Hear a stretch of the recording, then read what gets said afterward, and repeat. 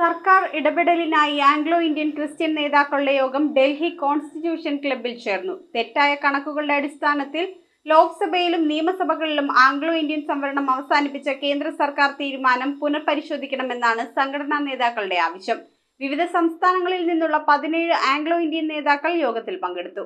രാജ്യത്ത് ജാതി സെൻസസ് നടത്തി ആംഗ്ലോ ഇന്ത്യൻ ജനവിഭാഗത്തിന്റെ എണ്ണം തിട്ടപ്പെടുത്തണമെന്നും ജനവിഭാഗത്തിന്റെ സാമൂഹിക സാമ്പത്തിക വിദ്യാഭ്യാസ സാഹചര്യങ്ങൾ പഠിച്ച് ക്രിയാത്മക നിർദ്ദേശങ്ങൾ നൽകാൻ പ്രത്യേക കമ്മീഷനെ നിയമിക്കണമെന്നും യോഗം കേന്ദ്ര സർക്കാരിനോട് ആവശ്യപ്പെട്ടു.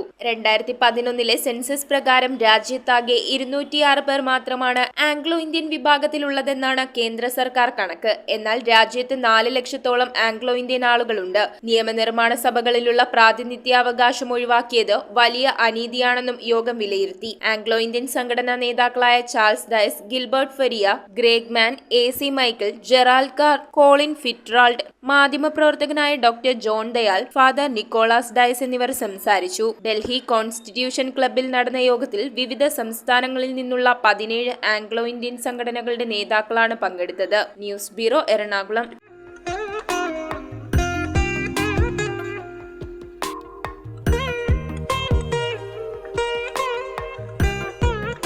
Nakshatra Gold and Diamonds. Online delivery available all across India.